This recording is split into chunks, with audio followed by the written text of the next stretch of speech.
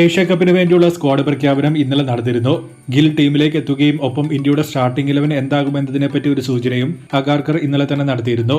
So ഇന്ത്യയുടെ probable playing 11 എന്താകുമെന്ന് നോക്കാം. സഞ്ജു സാംസൺ എന്തായാലും ബെഞ്ചിലിരിക്കുമെന്ന കാര്യം ഉറപ്പു തരുന്ന 3 കമന്റുകൾ അഗാർക്കർ നടത്തിയിരുന്നു.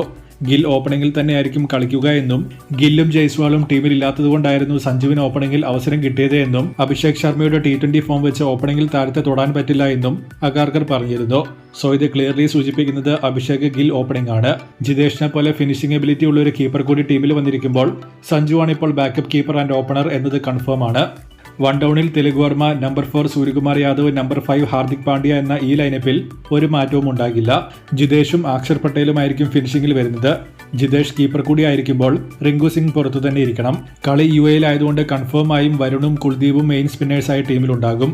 ഫാസ്റ്റ് ബോളിംഗ് ലൈനപ്പിൽ അർഷദീപ് സിംഗും ബുംറയും വരും. ഇതായിരിക്കും ഇന്ത്യയുടെ പ്ലേയിങ് 11. ഇതിൽ വലിയ മാറ്റമൊന്നും വരാൻ പോകുന്നില്ല.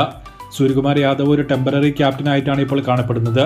ഗില്ലിനെ ഓൾ ഫോർമാറ്റ് പ്ലെയർ ആക്കാൻ പോകുമ്പോൾ T20 ക്യാപ്റ്റൻസി കൂടി ഗില്ലിന്റെ കയ്യിലേക്ക് പോകുന്നത് just A matter of time മാത്രമാണ്. ഈ ഒരു സ്ക്വാഡിൽ ശ്രേയസിനെ തഴഞ്ഞത് മാത്രമാണ് കുറച്ച് ഹാർഷായി തോന്നുന്നത്. ഒരു സ്റ്റാൻഡ് ബൈ പ്ലെയർ ആയിട്ടെങ്കിലും ശ്രേയസിനെ പരിഗണിക്കാമായിരുന്നു. ഈവൻ റിയാൻ പരാഗും ധ്രുവ് ജൂറിലും പോലും സ്റ്റാൻഡ് ബൈ പ്ലേയേഴ്സായി ഏഷ്യ കപ്പിന്റെ സ്ക്വാഡിലുണ്ട്. ഗംഭീറുമായി എന്തോ സീരിയസ് ആയ ഇഷ്യൂ ഡെഫിനറ്റായും ശ്രേയസിനുണ്ട്. കഴിഞ്ഞ ചാമ്പ്യൻസ് ട്രോഫിയുടെ സ്ക്വാഡ് പ്രഖ്യാപനം മുതൽ അത് വളരെ വ്യക്തവുമാണ്.